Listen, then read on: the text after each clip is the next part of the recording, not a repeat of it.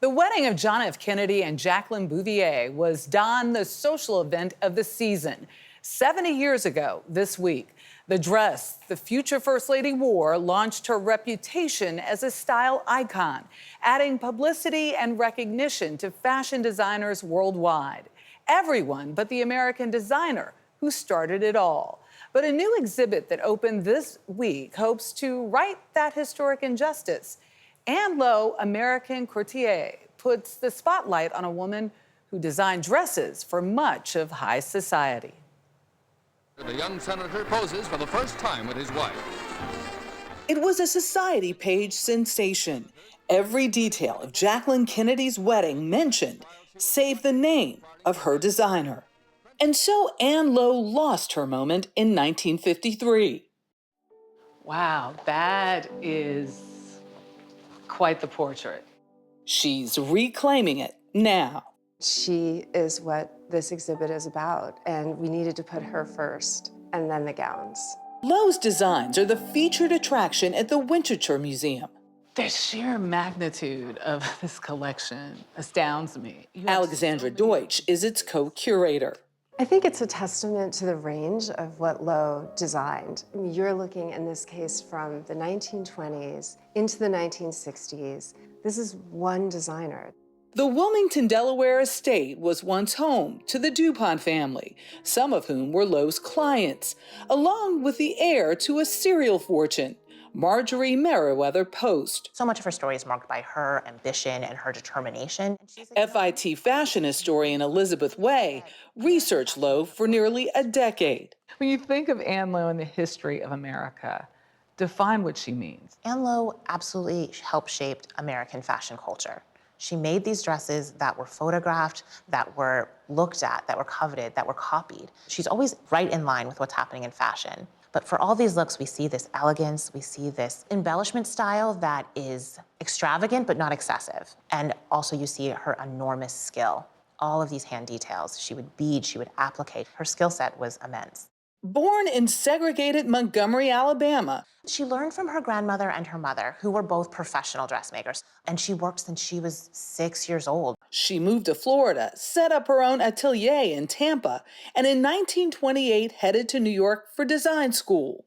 Even though she was really well-respected and beloved among Tampa society, she wanted something bigger. For 2 more decades, she created gowns for balls, concerts, even the 1946 Oscars. Olivia de Havilland accepted her award in an Anne Lowe design. Too delicate to move from its home at the JFK Library, Jackie's original bridal gown had to be replicated for this exhibit. I looked at all the work that's going to be in the dress, and I just knew that I needed student help. University of Delaware professor Katya Rolls was tapped for the honor, and her summer fashion scholars were floored. Well, what did you guys learn? Well, I learned that hand sewing is really hard and very tedious. It wasn't until you're in the moment of working where you can feel her dedication. Oh, wow. Right down to the accent of her blue-bowed petticoat. We primarily worked on the rosettes, which may not sound like too much, but it was at least 50 hours of work. Not quite the time Lowe originally put into it. Turns out 10 days before the wedding, Kennedy's dress and 10 of her 15 bridesmaids were destroyed in a flood in Lowe's dress shop. Just to think of her resolve to do it once and have to do it again is really testament to who she was. Known for her own signature style, all-black classic shifts with hat, Lowe's great-granddaughter says distinction was her mantra. You know, she would say, and even if you go out to empty the garbage, you don't ever set foot out the door without dressing to the nines. Wow. We reunited Linda Dixon with Charmin Petty. Trimmings. Petty's parents, Benjamin and Ione Stoddard, owned the Madison Avenue store that featured Lowe's designs. My mom had saved all of these. In 1962, they started with Miss Lowe. She had been at Saks. She had her own shop right down the street on Madison. And helped her get back on her feet. At that point in time, she was having a lot of health issues. She was in her middle 60s. She had very bad.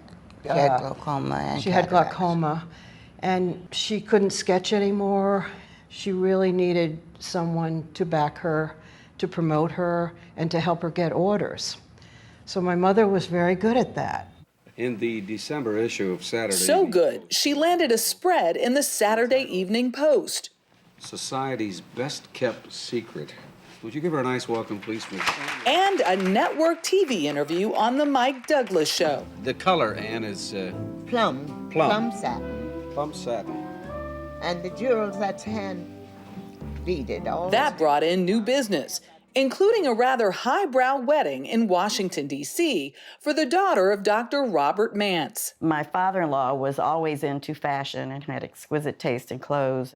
Diane Mance, Betty Wooden, and Sybil Gant were all Elizabeth's bridesmaids. What did it fit like? It fit perfectly. Mine fit like a glove. I didn't have to do anything. I just put it on and walked out the door. Detail. Oh, that's done by hand. Quite the compliment from Betty Wooden, considering her grandmother was a professional seamstress. I mean, that detail was phenomenal. It was unbelievable. What was your first impression? I was very impressed. Madison Avenue in the 60s, very impressed. Black woman. Yes. Owns her own Yes, business. that's correct. And a lovely person.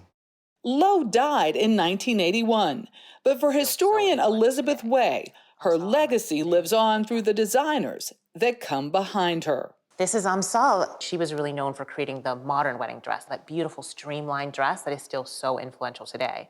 B. Michael. B. Michael is focusing on couture just the way Ann Lowe did. He even has her name. He designed this specially for Dawn Davis to wear to the Met Gala. How much is this re-emergence really helping this next generation of Black designers? I think it's really important to inspire people to know that you're not the first, that you come from this very rich legacy that was very impactful on American history and American fashion culture.